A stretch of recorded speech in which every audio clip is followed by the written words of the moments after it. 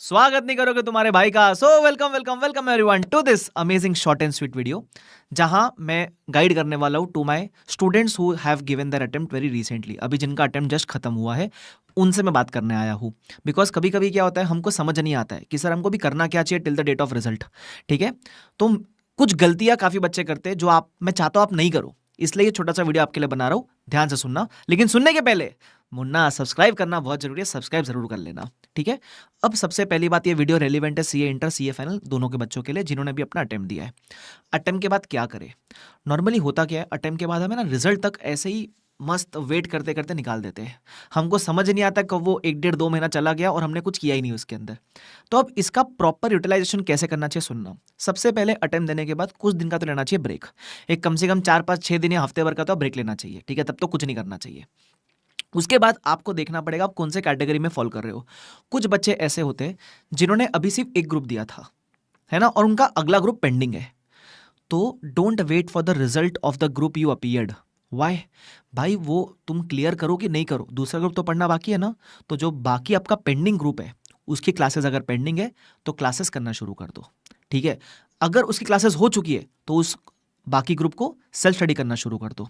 लेकिन आपके मन में सवाल आएगा, सर जो मैंने ग्रुप अपीयर किया ना उसके लिए मैं कॉन्फिडेंट नहीं हूं, क्या फर्क पड़ता है? रिजल्ट कुछ भी आए, जो बाकी ग्रुप पेंडिंग है उसको तो अपीयर करना ही है ना। अब आप एक बात समझने का ट्राई करना, अगर मान लो रिजल्ट आपके फेवर में आ जाता है, जो ग्रुप आपने दिया वो आप पास हो जाते हो, तो जो बाकी पेंडिंग ग्रुप है एटलीस्ट उसकी आपने पढ़ाई कर रखी होगी रिजल्ट के पहले, क्लासेस कर रखी होगी रिजल्ट के पहले, तो सेल्फ स्टडी के लिए आपको समय मिलेगा, वो आसान हो जाएगा ना। लेकिन मान लो आपने ना वो जो पेंडिंग ग्रुप है उसकी पढ़ाई नहीं चालू करी, रिजल्ट तक वेट किया।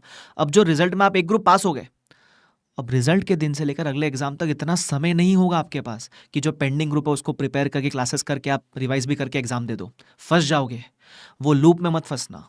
तो आई वुड सजेस्ट कि अगर आपका एक ग्रुप पेंडिंग है उसकी पढ़ाई वगैरह करके रखो। और मैं बताऊँ वर्स्ट केस ऐसा हो ना, बट अगर आप जो एग्जाम दिए है वो क्लियर नहीं भी करते हो तो you will be in a position कि आप बोथ ग्रुप दे दो अगले अटेम्प्ट में। ठीक है, तो ये स्मार्टनेस आप दिखाना, पहली चीज। सेकेंड चीज, वो बच्चे होंगे जिन्होंने या तो अपना बोथ ग्रुप दे रखा है या फिर एक ग्रुप पहले क्लियर था और अभी एक दे रखा है, मतलब बेसिकली एग्जाम के बाद रियल में करने को कुछ है नहीं। सो आई वुड सजेस्ट पहले तो आराम करो। दूसरी बात, अपने पेपर्स कैसे गए थोड़ा सोचो। अगर देखो कभी कभी क्या होता है, हमने बोथ ग्रुप दिया तो है बट अंदर से हमको पता है कि हम नहीं होने वाले पास, मतलब देने के लिए बोथ ग्रुप दिया है, पता है पास नहीं होने वाले। सो उस केस में आराम करने के बाद अपनी चुपचाप पढ़ाई रिज्यूम कर दो। दूसरे कैटेगरी होंगे जिन्होंने अपना अटेम्प्ट दिया है। ठीक है, दे आर होपफुल कि हो भी सकते हैं नहीं भी हो सकते, पेपर डिसेंट गए, एक आध पेपर खराब किया बट बाकी पेपर डिसेंट गए, तो उनको सच में नहीं पता कि हम पास होंगे कि नहीं होंगे।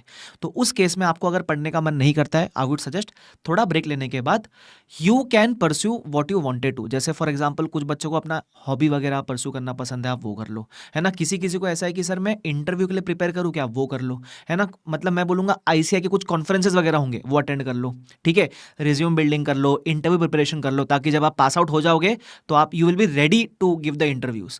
सर ये इंटरव्यू प्रिपरेशन वगैरह करे कहां से, समझ नहीं आता। देखो एक बात आपको बताता हूँ मस्त, एक मेरा फ्रेंड है शिवम पालन सर। ठीक है, he has a channel CA monk करके, वो यही बारे में सब गाइड करते हैं। ठीक है, मैं पेड प्रमोशन नहीं है भाई, उसने मुझे बोला नहीं बोलने के लिए, मैं दिल से बोल रहा हूँ ऐसे। ठीक है, पहले बता देता हूँ मैं। सो ही गाइड्स रिगार्डिंग, मतलब जहाँ हम बच्चे को छोड़ते हैं, हमारा काम पढ़ाना है, एग्जाम दिया बच्चे ने, जहाँ हम छोड़ते हैं वहाँ वो बच्चे को पिक कर लेता है और वहाँ वो बच्चों को गाइड करना शुरू करता है कि चलो आप एग्जाम क्लियर करोगे तो रिज्यूम कैसे बनाना है, इंटरव्यू के लिए कैसे प्रिपेयर करना है ना, कौन सा अपने को फील्ड चूज करना चाहिए, कौन से अपने को कंपनीज में अप्लाई करना चाहिए, कितना पैकेज एक्सपेक्ट करना चाहिए, वैसा। तो आप उनको फॉलो कर लो, उनका यूट्यूब फॉलो कर लो, he will guide you regarding the same. मतलब वो होता है ना सीए बनने के बाद का जो स्टेप है वो आपको काफी हेल्प करेंगे उसके अंदर। तो उनका चैनल का नाम मेरे ख्याल से सीए मॉन्की है, सीए मॉन्क या शिवम पालन, दोनों में से कोई एक चैनल का नाम है, आप वो ज्वाइन कर लेना प्लीज। ठीक है, तो वो एक आपके लिए यूजफुल चीज हो सकती है। सो आप कहीं भी फॉलो करो, आप कहीं भी फॉलो करो, फॉलो नहीं सॉरी, कहीं भी फॉलो करो। एक ग्रुप बाकी है तो पढ़ाई शुरू करो, एग्जाम दिया है कुछ पढ़ने को नहीं है तो ये सब शुरू कर लो, एक्स्ट्रा करिकुलर एक्टिविटीज जो भी होता है। ठीक है, तो प्लीज़ कर लो कुछ ना कुछ और आराम भी ज़रूर करना। ठीक है, चलो, तो I hope this video was helpful for you guys. तो शुक्रिया everyone, thank you so much. और कुछ भी ऐसा रहेगा तो कमेंट में बताओ, definitely will try to make a small video on the same. Okay, thank you so much, bye bye, take care, see you all.